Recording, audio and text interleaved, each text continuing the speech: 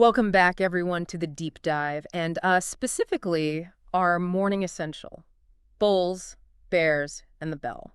We're zeroing in on the pre-market sources for Tuesday, September 24th, 2025.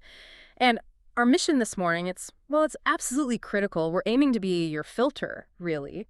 Cut through the noise, Hmm. bypass those headlines that just don't matter today, and really crystallize the central conflict that's shaping market sentiment right now. And then, crucially, pinpoint those catalysts that are pretty much guaranteed to dictate today's trading direction, especially given this tense backdrop we're seeing in the futures. Yeah, it's definitely tense. So let's set the stage. Because the big story, the dominant narrative, it really feels like a tale of two markets. Mhm. We're kind of stuck in this state of, I don't know, fragile equilibrium. Surely fragile, like so. Right. On one side, you've got this incredibly powerful secular growth story, the AI pull, the tech underneath it, the whole promise of massive future profits. It's been anchoring tech for months now. It's undeniable, that force. But then, pushing right back against it, you have this pervasive near-term caution gripping the capital markets. And that caution, it stems directly from, well, the usual suspects: broad macro uncertainty, sticky inflation worries. And definitely those recent, let's call them hawkish nudges from the Fed. Warnings about high valuations, the tricky balancing act they've got with their mandate, Exactly, that balancing act. and that conflict, that real friction between the, let's say, tech optimism and the monetary anxiety. That's what's driving all this volatility, all the indecision. Hmm. Because when you have two forces that strong and pulling in opposite directions, you don't get broad conviction. You get choppy, reactive trading, targeted moves. So not a day for just sitting back. Definitely not. This is high risk, high reward, and it's going to be almost entirely dictated by those scheduled catalysts we know are coming. Mhm. Specifically, the Fed speakers lining up and how some key corporate names hold up later tonight with earnings. Today, the headlines really do make the market.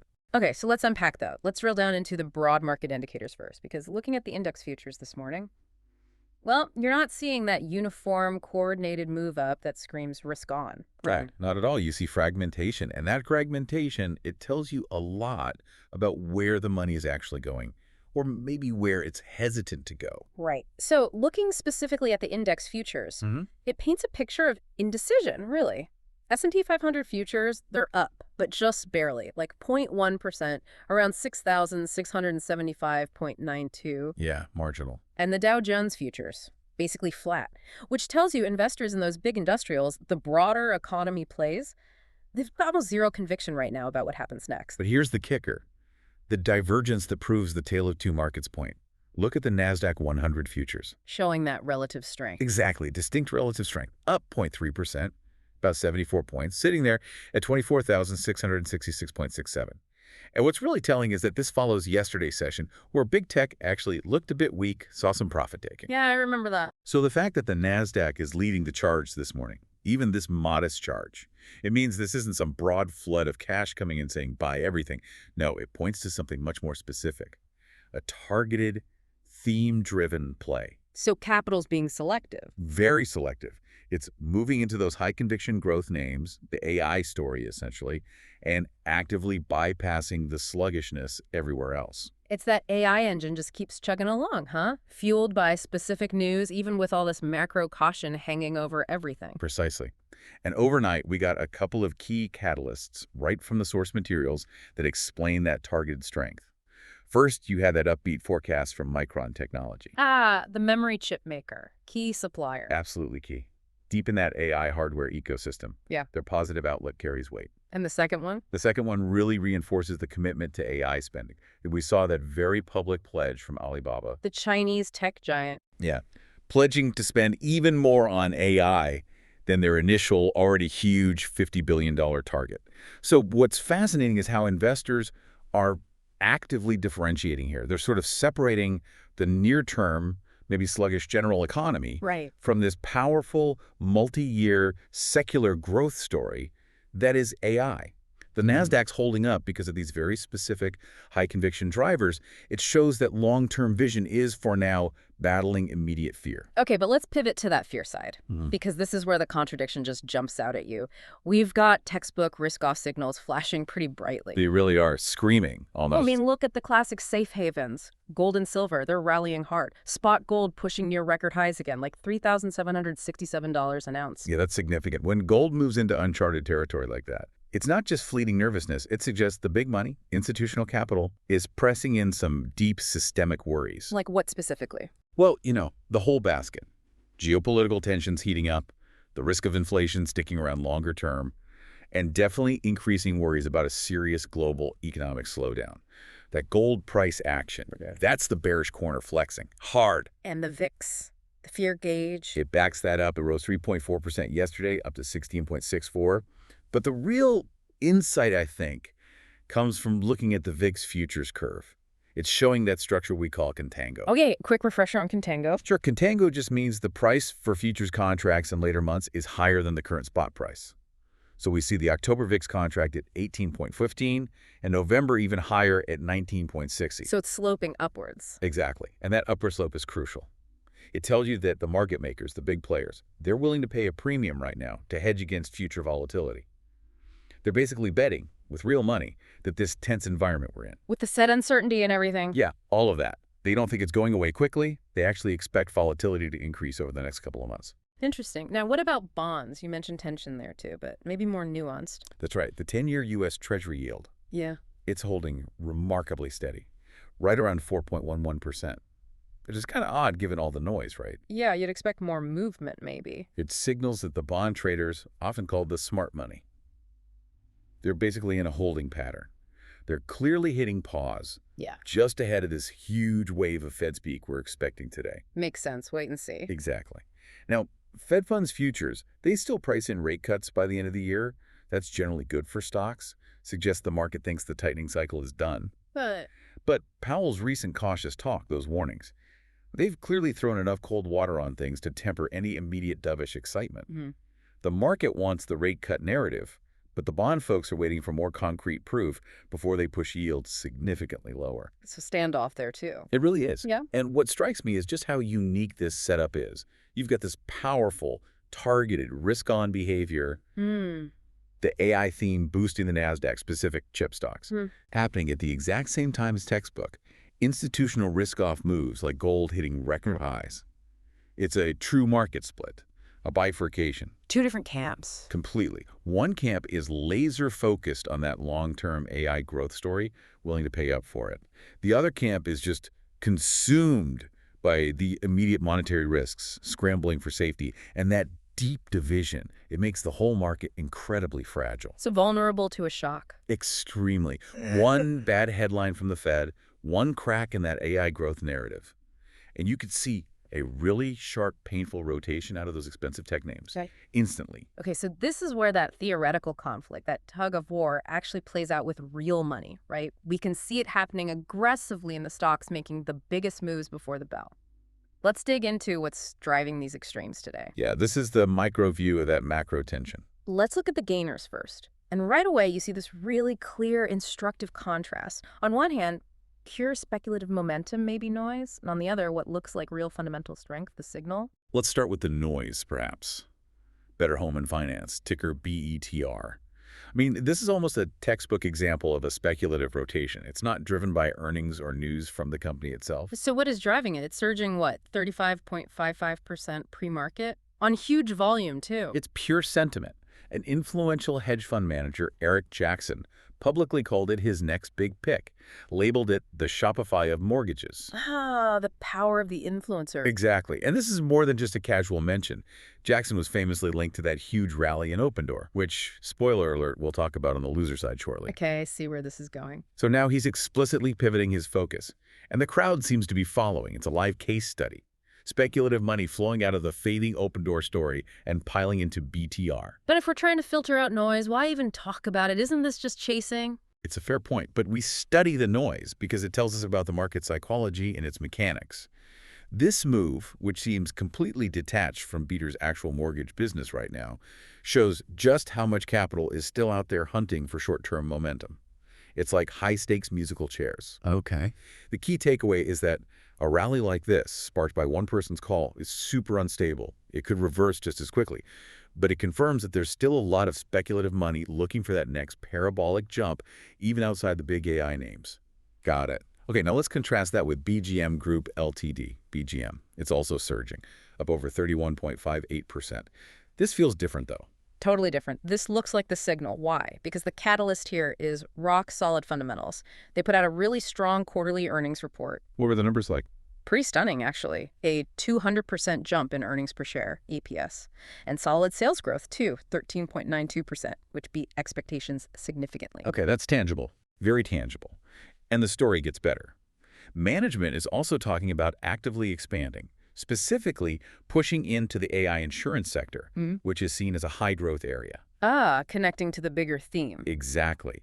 So the fact that this move is backed by real numbers, strong growth, and a strategic move into AI that makes this gain feel much stickier, it looks like a sign of genuine corporate health and smart execution. Okay, good contrast. Now, what about PDF solutions? PDFS, you mentioned this earlier as maybe a signal for the whole tech sector, up over 15%. Yeah, PDFS is acting like a really bullish canary in the coal mine for the semiconductor industry today. The catalyst is this landmark multi-year agreement they just signed. With who? They didn't name the company, just a major global semiconductor manufacturer. But the key is what the agreement is for. Their eProbe tools and Exensio analytics software. And why is that tech so important? Remind us. Okay, so PDF Solutions basically provides the super smart tech that helps chip factories' fabs optimize their manufacturing yields. Yeah? Getting more good working chips out of every expensive silicon wafer. Crucial for costs and efficiency. Absolutely critical. Yeah. Especially when you're making the really complex cutting-edge AI chips that companies like NVIDIA need. So when a major global player signs a multi-year deal for this kind of optimization tech. It means they're planning to build a lot of complex chips for a long time. Exactly. It signals massive confidence in future demand, specifically for those high-end AI chips. It implies significant capital spending, CapEx, is happening right now to get those production lines ready, and PDFS management backed this up by reaffirming strong full-year revenue growth guidance, 21-23%. That's a bullish sign rippling through the whole AI supply chain. Okay, that makes sense. Now let's flip to the losers. They tell a story too, right? Fading hype, maybe liquidity drying up, sector contagion. All of the above, yeah. Look at Open Door Technologies, Open, down sharply, 15.39%. And this is the direct flip side of BTR. It's the mirror image. It's Jackson pivoting, yes, but it's also the speculative money that ran Open up, over 2,000% from its lows. Incredible run. That money is now leaving, dissipating, pivoting elsewhere. And remember, Open Door is in the iBuying business, buying homes algorithmically, flipping them quickly. Which sounds tough right now. It is tough. The underlying fundamentals for iBuying are still really challenging. They're forecasting negative adjusted EBITDA and the housing market itself with high rates and low volume. That's a huge headwind for their model. The hypergrowth story faded, and now the market's looking at the tough operational reality again. It's a cautionary tale. Momentum can vanish way faster than it builds. Ouch. Okay, next loser. Strive Inc., ASST. This one's plunging, over 18%, and you said it's the fourth day down. What's going on here? It looks like sell the news. Classic sell the news phenomenon playing out hard. This massive sell-off comes right after a truly parabolic surge. What drove the surge? A whole raft of transformative news. A merger, a totally new strategy to become a public Bitcoin treasury company, this huge $1.5 billion Bitcoin buying plan, and a merger with Semler Scientific. I mean, huge news. So why the selling now? Because the stock ran up like crazy for weeks, expecting all that news. Now that it's out, it's confirmed, it's priced in, the early birds and the short-term traders are just hitting the sell button aggressively to lock in those massive profits. It shows that even fundamentally positive, transformative news can't stop the selling pressure once the momentum crowd decides the top is in. The focus flips from the promise to the valuation. Right. Profit-taking cascade. And lastly, Bitfarms, BITF. Down about 15.6%. Is this company specific? No, not really. This looks like pure sector contagion. It's acting as a high beta proxy for crypto. Explain high beta proxy quickly. Sure, it just means the stock tends to move more than its underlying asset. Yeah. Bitfarms mines Bitcoin, right? So its fortunes are highly leveraged to the price of Bitcoin. The stock is down sharply today, simply because the broader crypto market is weak. Bitcoin itself is selling off significantly. When Bitcoin drops, miners like Bitfarms, because of their high fixed costs and operating leverage, tend to drop even harder. It just reminds you that investing in miners is primarily a leveraged bet on the underlying crypto price itself. Hmm. Okay, so let's pull back again. Let's shift focus from these individual stock stories, fascinating as they are, to the big market-wide risk that's likely going to define the rest of the trading day. And connecting back to our main theme, you're saying the biggest driver today isn't data, but people. Yeah, specifically the people at the Federal Reserve who are scheduled to talk. Hmm. We are facing, honestly, a barrage of Fed speak today. The market needs to be on absolute high alert, particularly from midday Eastern time onwards. Who's on the docket? It's quite the lineup. You've got speakers covering the whole hawk-dove spectrum. The main event, the one marked very high impact, is Fed Chair Jerome Powell himself at 12:35 p.m. ET. Okay, that's the big one. That's the big one. But alongside him, you've also got regional Fed presidents Mary Daly from San Francisco, Raphael Bostic from Atlanta, Austin Goolsbee from Chicago, and Governor Michelle Bowman. Wow, that is a packed schedule. It really is. And having this coordinated series of appearances, especially on a day with relatively light economic data otherwise, it just dramatically cranks up the headline risk. Remember, this follows Powell's recent cautious tone. Right, worried about high asset prices, the complexity of the dual mandate. Exactly, that dual mandate, maximum employment and price stability, controlling inflation. The market's been desperately clinging to the hope that inflation's handled, and the Fed can soon shift to preventing a slowdown the dovish path. But this lineup sounds designed to maybe push back on that hope. It could be. You have to look at the players. Bowman, generally seen as pretty hawkish, very focused on inflation. Daly and Goolsbee, often viewed as more cautious doves, maybe quicker to pivot if the economy weakens. Bostic, more in the center, very data-dependent. So the market's going to be parsing every word. Every syllable. Trying to figure out if the consensus is leaning even more towards inflation fighting, or if maybe the doves are gaining traction, hinting that cuts are getting closer. And the risk is an unscripted comment. That's the biggest risk. The market is absolutely desperate for clarity. Are they sticking with dovish hints or doubling down on vigilance? Any off-the-cuff remark from any of these influential people, even just a subtle shift in tone, it could trigger immediate, significant repricing across everything: stocks, bonds, gold, everything. Okay, so Fed speak is the main event, but there is some actual data today, right? New home sales. There is. That's the key economic release, hitting at 10:00 a.m. ET. Yeah. It's for August. The consensus forecast is for a small dip month over month, expecting about 0.650 million units sold, down just slightly from 0.652 million previously. And this gives us a read on the housing market's health, which is super rate sensitive. Exactly. It's crucial ground-level context, and traders will be watching for two main reaction scenarios. Okay, what are they? Scenario 1. The numbers come in much stronger than expected. Maybe demand is surprisingly resilient despite high mortgage rates. That sounds good. Oh. Not necessarily for the market right now. Stronger data risks fueling inflation fears. Suggests demand is too hot, the economy isn't cooling enough for the Fed. That outcome would likely push bond yields higher and put serious pressure on stocks, especially growth stocks. Basically, it reinforces the hawkish case. Okay, so stronger is potentially bad for markets. What's scenario 2? Scenario 2. The numbers come in weaker than expected. A clear, unambiguous slowdown in housing. And that's good for markets. Potentially, yes. It adds powerful evidence to the slowing economy narrative, which in turn dramatically increases bets on the Fed cutting rates sooner, maybe more aggressively. That would likely be supportive for stocks, particularly those rate-sensitive sectors like banks and, well, home builders. So either way, this 10 a.m. report gives the Fed speakers something fresh to react to later in the day. Precisely. It adds another layer of potential volatility to their comments. Okay, so connecting all these threads, what does it mean for the really big picture themes? Beyond the intraday zigs and zags from the Fed, we've got corporate earnings tonight that are going to test the durability of that huge structural theme, the AI narrative, and also just the general health of the U.S. economy. Yet tonight's earnings are critical context. Before we get to the main event tonight, what about pre-market? Any earnings giving us clues? Yeah, a couple of interesting ones that act as broader health indicators outside of pure tech.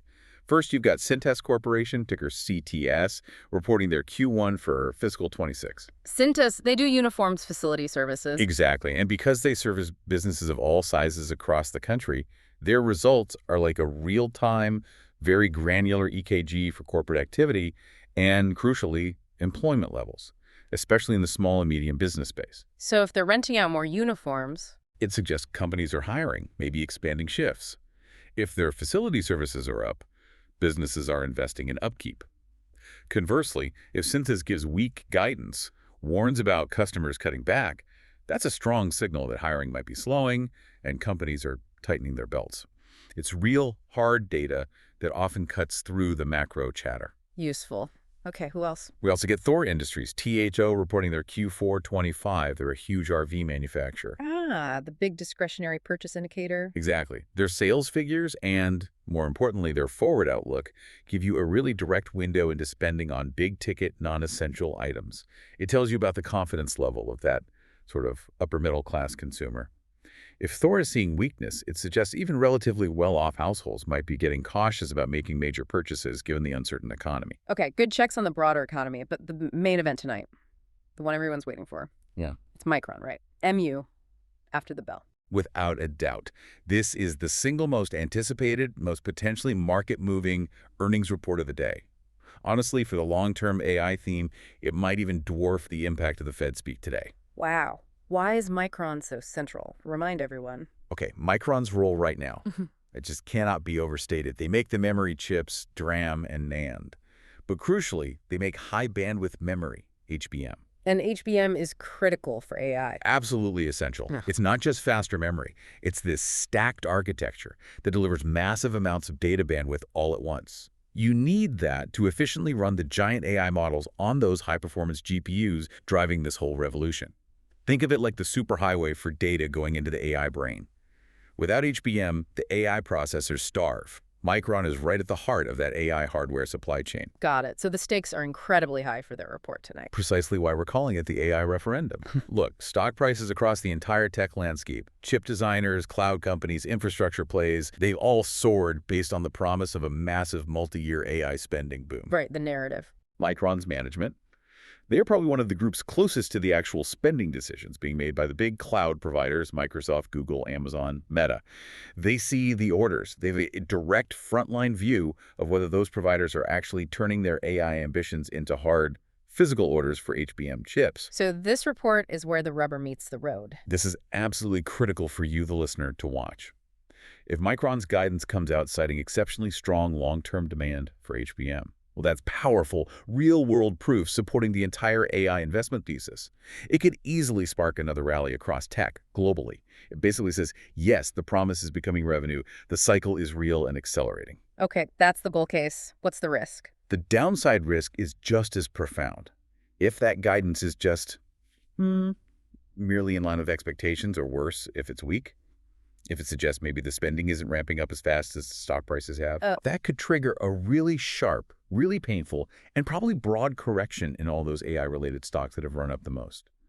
Because it fundamentally punctures the main argument, justifying their sky-high valuations, the argument based on massive future demand. Yeah. This is the moment the market finds out if the AI spending reality matches the hype. A true referendum, then. Anything else reporting after the bell? We also get KB Home, KBH, reporting their Q3 25, another major home builder. Their comments on buyer traffic, how hard it is to get land, their sales pace. That'll give us a really useful ground-level view of the housing market. Helps put this morning's new home sales data into real-world corporate context. Hashtag synthesis and forward outlook. Okay, so let's try and synthesize all this. Where does it leave us? We've got a market opening today under really high tension. You've got powerful thematic support coming from that AI boom. You see it in the Nasdaq's relative strength. You see it in stocks like PDF Solutions. But that bullish energy is being completely held in check, maybe even overwhelmed by this severe Fed-driven macroeconomic anxiety. And you see that most clearly in things like gold hitting record highs and the bond market just sitting on its hands, waiting. So what kind of trading day should we expect? I think you have to expect an exceptionally choppy day, rotational, and highly, highly susceptible to headline risk, especially around those Fed speaking times. Liquidity might even dry up a bit just before and after Powell speaks. So True direction is hard to find until then. Yeah, the real directional clarity, that consensus move everyone's waiting for, I think that only emerges after we get through the bulk of this Fed speak, particularly Chair Powell this afternoon. You need to be prepared for potential sharp reversals right around 12:35 p.m. Eastern. Okay, so for listeners trying to navigate this, what are the absolute crucial things to monitor today? Okay, three main things I'd say. First, obviously the Federal Reserve commentary itself. Listen closely for any deviation from that cautious but data-dependent script we've been hearing. Are they acknowledging asset prices more? Are they shifting focus more towards the employment side of the mandate? Any subtle change matters. Got it. Fed tone. What's second? Second, Treasury yields, specifically the 10-year. Watch it like a hawk. If it makes a sharp move higher, say breaks decisively above 4.15% or something, that signals the bond market is pricing in tougher Fed policy. That immediately puts pressure on growth stocks, high multiple tech. If yields fall sharply, conversely, risk assets probably rally. Yields are key. And third, Third, sector leadership. Keep watching. Does the Nasdaq maintain that pre-market resilience throughout the day? Or does capital start rotating out of tech and more aggressively into traditional safe havens like gold? Or maybe defensive sectors like utilities or consumer staples? Where the money flows tells the story. and underlying all of that. Underneath it all is the Micron report tonight, that AI referendum. Honestly, the outcome of that report, how the market interprets their guidance on HBM demand, that could very well set the tone for market sentiment for the next several weeks, maybe even longer, regardless of what nuances the Fed throws out today. Hashtag tag outro. So, bottom line, expect high volatility. Traders, investors, you need to be prepared for sharp moves driven by these catalysts, potentially in either direction. Nimbleness, I think that's the key word for today, especially around midday. But let me leave you with maybe one final thought, something to chew on that really ties together this tension we're seeing. It's fascinating, isn't it? We see capital, big money, aggressively chasing two completely opposite extremes at the exact same time. On one hand, you have the infinite promise of long-term growth, priced years into the future. That's the AI stocks.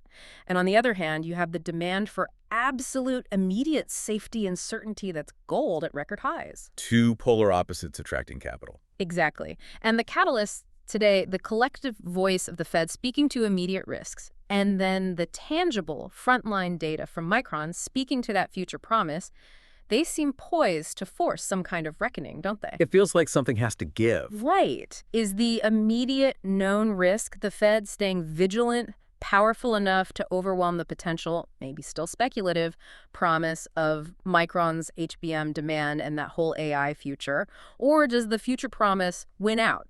This tension, where both the bull and the bear seem to be flexing their muscles as hard as they can simultaneously, that's the dynamic you really need to keep watching, right up until the closing bell. Absolutely. So apply this synthesis, this framework, to your own analysis as the trade day unfolds. We'll definitely be tracking the fallout from both the Fed speak and that crucial Micron report, and we'll be back tomorrow to dive deep into what it all means. We'll talk to them.